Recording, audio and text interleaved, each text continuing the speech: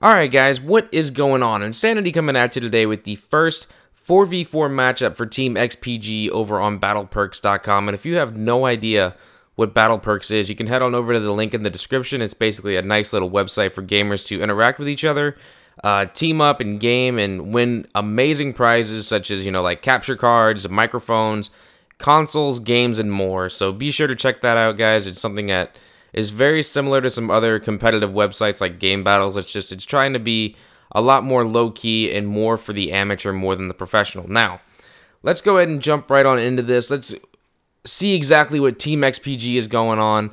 Pretty much we got Insanity, we got Irons, we got Patty, and we got Bush, all from XP Game Saves taking on Team Echo, which is going to be a few members of the H2O clan and the PMS clan. So overall, the entire gameplay experience for the first 4v4 matchup for BattlePerks.com, it was the first one. The winner was going to take, the ultimate supremacy ring at number 1. The loser would become number 2 only because it was the first matchup. But let's go ahead and talk a little bit about what is going on in the Call of Duty universe and what is good, what is bad, what is something you should be looking out for, and what you should be excited for. Now, first things first. Uprising DLC comes out April 16th, first on Xbox Live, probably about 30 days thereafter on PS3 and PC. So what are you going to get this time? I mean, Revolution was a whole new multiplayer map pack experience with the inclusion of multiplayer weapons. They included that Peacekeeper SMG, which was huge. It was the first time they were ever having weapon DLC. So where is the weapon DLC in this map pack, Treyarch? Where's it at? We were all pumped up and excited to get a brand new weapon, and that's something that you need to continue in the future and not just tease us with a simple weapon every other pack or only do it one time. I mean, it wasn't a failed thing. What did people do as soon as they got it? They went up to the SMG class, picked up the Peacekeeper, and made that thing gold as quick as possible because it made them lose all of their diamond camos for that. I mean, it's a good way to try and keep the player engaged and continue on with trying to upgrade all their weapons and making sure they have diamond on everything, and completely, change the way the upranking system works in Call of Duty is by throwing in something extra to make the gamer more interactive with the experience that is the multiplayer. Now, what are we getting this time around? We got 4 multiplayer maps, and we're getting a brand new zombie map, and the zombie map alone is going to be an amazing experience. I'm just going to jump into this first. Mostly because what has taken them so long to finally go to Alcatraz? I mean, this is something that a lot of people have been clamoring for a long time. There's no way off the island. It's pretty much just fight and kill and kill and kill as many zombies as you possibly can over time. But eventually, what are you going to do? You're going to be overtaken just because there's nowhere else for you to go. If you even try to go in the water, what are you going to do? You're going to die.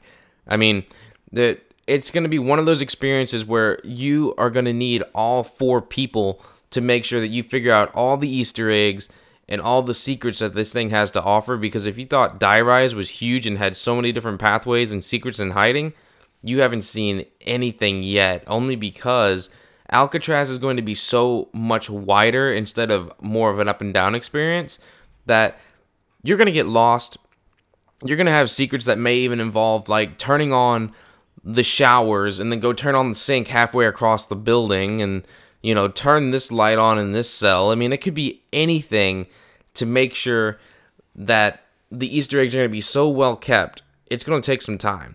Now, moving on over to the multiplayer side of things, we're going to get ourselves 4 maps that are going to be, diverse in many ways, and the most exciting and most pumped up experience that we're going to be getting from it is this new map called Studio, because it is a reincarnation of what Firing Range was from Black Ops 1, and this is something gamers have been wanting for a long time. Everyone loved Firing Range from the original Black Ops with the targets and the 3 different pathways, and of course the little bunkers you can try and hide in, and the house and the tower, and wow, I mean, it just had so many great little ways to play based on your gameplay type. I mean, you can take the side and go around the back, try and come up from behind, go straight up the middle, go through the side trailer house, whatever it was, you are always going to have something to tailor your gameplay style.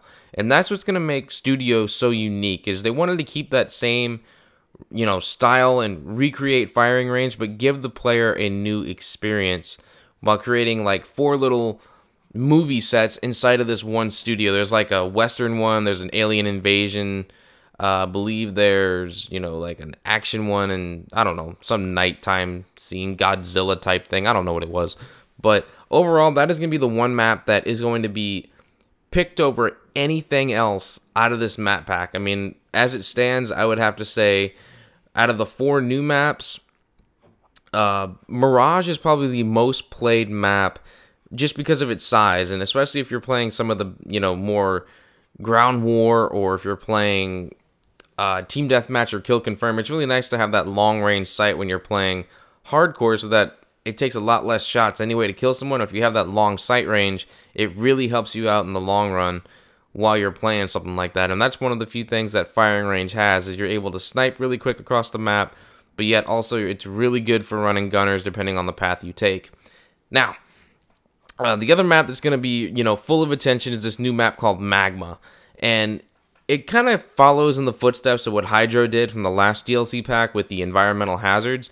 It's the complete opposite direction, with fire and water here, but in this one, pretty much, it's going to be a little town that's been built on a mountain, and the mountain and the volcano has erupted, and, the magma's coming down, and it's destroying the city, and you're pretty much just trying to navigate throughout the entire town while making sure you're not going to be killed by the magma. And that's going to be a really huge thing, because is it only going to be in one spot? Is it going to be, a timed experience? Is it only going to happen once? You're going to have to be able to jump over it? Is a part of the map going to be taken out from you to use? What is it going to include? I mean, Treyarch needs to be a little bit more specific. When they did the Hydro trailer, it was very specific on where the hazard was and how often it happened, as compared to this one just being, oh, there's some magma, you got to watch out for it, and that was that. I mean, it was a really, really short video describing the entire DLC experience. But the other big map that is really going to be included is Vertigo, and the main reason for that is going to give you a similar experience to Modern Warfare 3's whatever that was. It was that one that was on top of the skyscraper. I can't even think of the name of it right now, but the multiple paths that you were able to take from building to building, running around, making sure that you were always on top of everything. And you'd have a lower level, there's a higher level, but in this particular one, you're going to be able to break, the windows out, climb ladders, get to the second floor really quick and easy, and try and flank the enemies as fast as possible. It's going to be really interesting to see how, team-based modes and objective games are going to be played, where there's going to be so many alternate directions you're going to be able to take. You could easily flank someone just because they went up a staircase, and you could be right in front of them by the time they even get there, just by taking the ladder on the little scaffolding next to you. So that's another thing that gamers are really going to need to be looking out for while playing. And one of the other things I wanted to focus on while this video is coming to a close is, overall, Team Echo was a great experience. I mean, PMS, H2O, I give you a big thumbs up. Way to go. Great game. Us on XPG over here, it was our first game actually trying to work together. And I have to say, we did very, very well. I mean, we started out really early in the match. We wanted to go ahead and try and push and follow the cycle of the hard points as if you're supposed to do in hardpoint. I mean, as long as you know the cycle that they're going to go in, you're going to be able to take control and make sure you're on top of everything. But here at the end, I will say I have to give a big up to, Pink Assassin. She was amazing. She seemed like she was really in charge, knew what she was doing. She's been doing the clan thing for a long time.